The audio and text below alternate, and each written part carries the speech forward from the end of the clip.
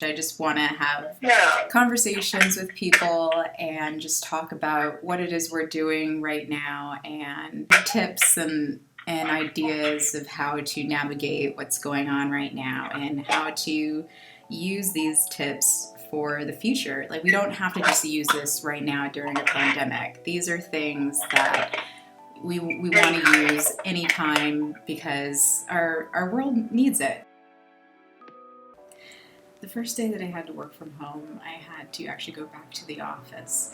My charger to my laptop died. I had no food in the house. My parents were concerned. I was so unprepared. The lack of organization led to anxiety and panic until I started to become a little bit more organized. Things seem to go a little easier when you go in with a plan. Today, I wanted to talk about organization and how it can help with my best friend, Jena Galindo of Jena Galindo Photography.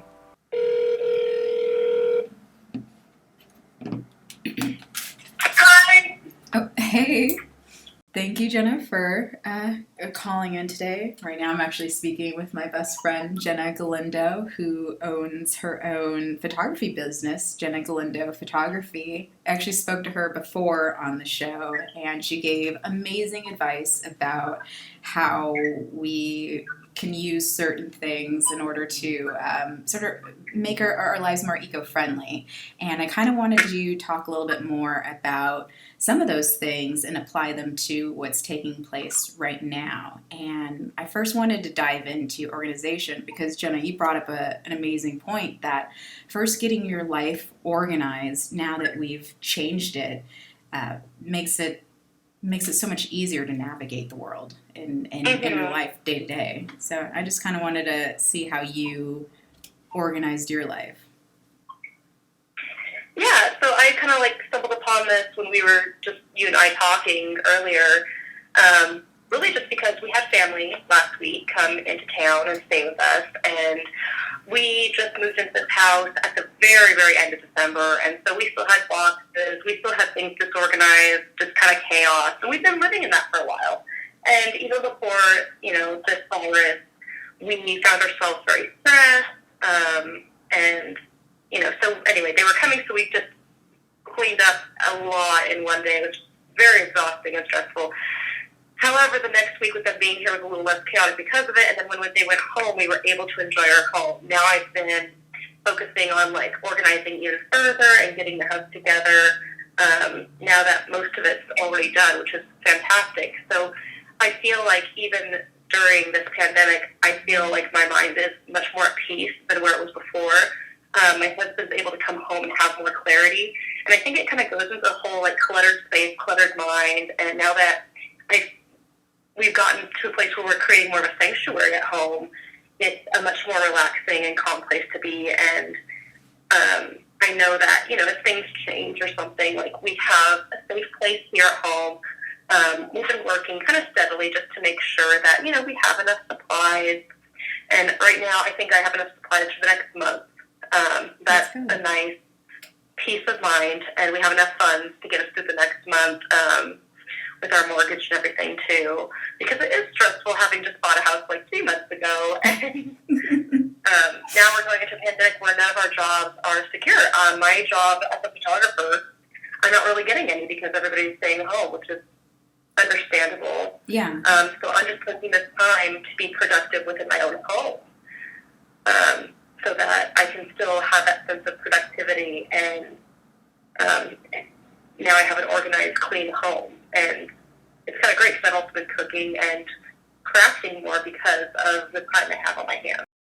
And before I think you even jump into, worrying about, or after you get your supplies and before you jump into, working from home, I think setting up your own workstation is beneficial. And I say it like that because I know you can't see me right now, but I actually I went back to the office on the day that they were okay, work from home. I was I don't have anything. My charger died. My laptop isn't working. I had several meetings to do. We were supposed to be doing a test run that day, but it turned into the real deal. I actually wrote about it on my blog, but I did a recon mission, grabbed everything, went home and carried everything up and turned my dining room into my workspace. And I have that separate from my living room hangout area. And then I don't go into my bedroom at all during the day to keep everything separate. So I can keep focused on working here, and then, I can create over there, and then or work out, and then just... And people that do work from home do have that kind of setup. I have a computer. I never, ever use my computer. Yeah. Except when I'm working on photography. And that's because that's my space where I sit down and I'm working. Yeah. And so... Everywhere else is kind of free reign because it's not a big house. I can totally see you. I've known you over 20 years. I can just see you set up your own little workspace. Yes. But that's what a lot of people do when they actually work from home regularly. They have a section in their house where they change things up so that they know that this is the time to work. Like I was saying, I have my computer. I don't use it regularly because most anything I need to do, I can do on my phone. But when I'm working on photography, I go and I sit down at my desk on my computer, and I can be productive for hours there. Yeah.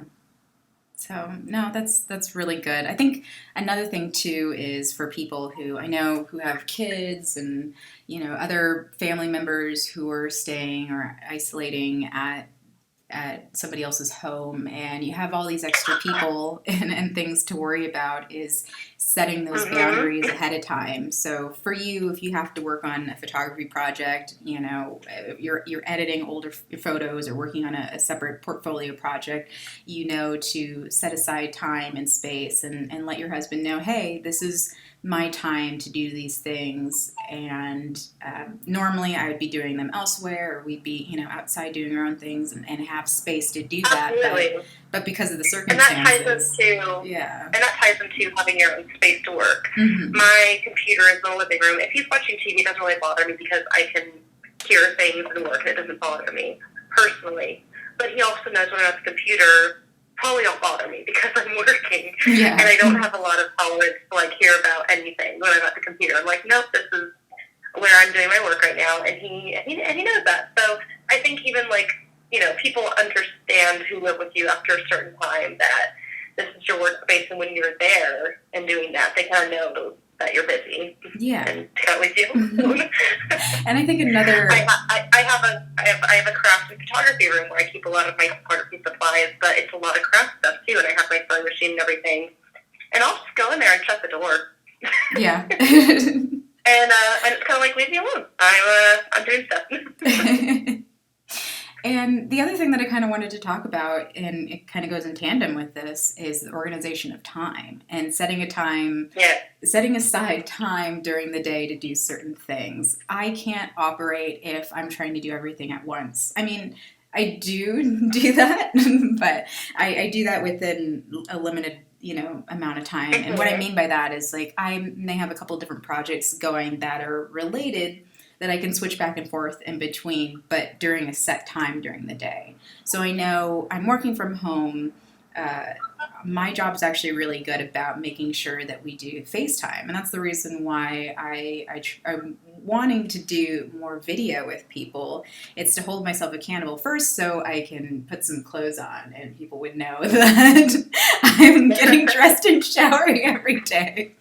And that's more for me too, to just keep in that schedule. I know I still have to get dressed and still have to make it to work during the day. And that's another thing, is if you work from home and even if you don't see people, it is good to get dressed, to get yourself in that work mode. Yes, yeah, because still I'm in leggings, and I'll be in leggings throughout this entire pandemic, but I'm still... Leggings are clothes? Leggings are clothes, yes.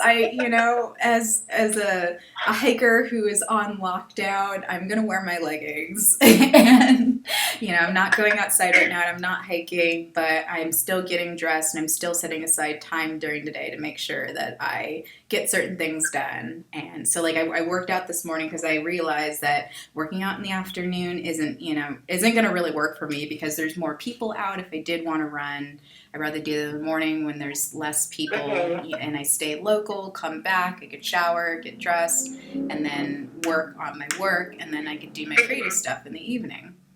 So. And I think also it's just equally as important to set aside time to relax. It is still your home, and I think once you put your home as your workplace, it's very easy to get into that black hole. And I think, like, I've been actually very productive around my house. I've been, kind of a little house mouse, which I'm not normally, but it's kind of giving me time to catch up on, getting stuff ready for this new house of ours that we haven't had time to get things together for. So I've been really productive with that. If I want to go out in the yard, I can go out in the yard. But something I've kind of been doing the past couple of days is it's been very cloudy here. I used to live in California, and it's not cloudy like ever. We have no weather here. But, yeah. So I was like, oh my gosh, clouds and rain, and it's been gloomy, and I was sick, and I usually bounce right back after being sick, and I realized this week, because it's sunny this week, it's because in California there's always sunshine, and that affects my mood. So once I feel better, I bounce back. Mm-hmm. Now I've been sitting aside about 30 minutes or more to go outside and, like, just sunbathe. I pulled up my swimsuits, and I've been, like, sunbathing on my porch on the side of my house because I am very pale and need vitamin D. And it actually has... I'm so white. It's so sad right now. I'm like, oh my God, I experienced dull weather. It's weird. Mm-hmm. But it's good because it's giving me time to kind of, like, relax, and it's a form of meditation for me as well, I've noticed. And then the sun has been so good for me. My energy levels have been just through the roof. I've been getting so much done, and I've even kind of been squeezing in a little workout routine. Like, I feel like this actually, it has become a time for me to do a lot of self-care, and it's also been very beneficial to my husband as well because, dinner's on the table. Usually. I've been baking, like, banana bread and baking other goods, and, just, I like, sewed coasters for our house. I need to do curtains here probably soon, and it's just kind of been, like, great because it's been, I've been really productive with the things I've been neglecting in my life, which has been myself and my self-care. So I've been taking this time for me because I can't really work from home. If I don't have a client, I don't have income. True, yeah. So, and I can't shoot clients through the phone. I have seen some people do it, but it's not the same. Yeah. It's not a priority for people around here. Yeah. I'm not in California anymore. People care very much about the photos there. Here, I've had to start getting into weddings and other things, rather than just portraits, which is a lot of what I did at home, just because people love their family portraits so much. Yeah. Or self-portraits or whatever. But yeah, so I've had downtime, so I'm like, I'm going to make the most of it, and there's nothing I can do about it, so might as well be productive. In the meantime, I have been applying for work elsewhere, just to sustain ourselves. My husband still luckily is working. And I've even looked into, like, being a stalker at Walmart and H-E-B here, because why not have an little extra income during this uncertain time? It goes into prepare as best you can, but at the end of the day, the things you can't control, just try to, be productive in your own way, and, might as well make it a positive experience for yourself, as much as you can. And so I kind of want to wrap things up since we're running out of time, but was there anything of note that you'd want to share with the listeners about how they can stay organized during this time? Like best practices that you really found? I think the hardest thing for people getting started, I've seen a lot of, like, memes about, like, now I have that time to fold that laundry that's still probably not going to get folded. Because people just don't want to do it. Yeah. And I get it. It's not usually a pleasant thing, but I would say just start with a section. Like, I used to, oh my gosh, when I was, like, a teenager, my room was a mess. But I remember I started with just my dresser one day, and I cleaned up my dresser and organized everything on top of my dresser, and that one thing was so neat that it inspired me to do the rest of the room. I think starting with small things will just help you. I mean, if you have to clear off a nightstand of clutter, that will probably take you, like, 10 minutes at most to put everything away or just get it organized. And having that cleared space will probably be such a relief for you. So I think just doing small things, if you really can't motivate yourself to tackle a big project, like, just do the smallest thing you can, where you can clear a little space in the corner or something, and it'll be such a relief that something's done. It might inspire you to do more, or you could just tackle it at a later time. I think I think that's why I've been so calm during this time. Is I prepared the best I could. I know I have done what I can, and now I'm doing what I enjoy and I don't usually enjoy, but I'm actually enjoying right now because I know it's going to make me feel better. Yeah. No, that's amazing advice. And I want to thank you again for agreeing to talk with me today. As always. Yeah. Yeah, thank you. To have me on your podcast again. Yeah, anytime. Thanks for listening to the Jazzed About Nature podcast. Check out the show notes for more information on any of the things talked about on the show today. I hope you enjoyed it. Peace.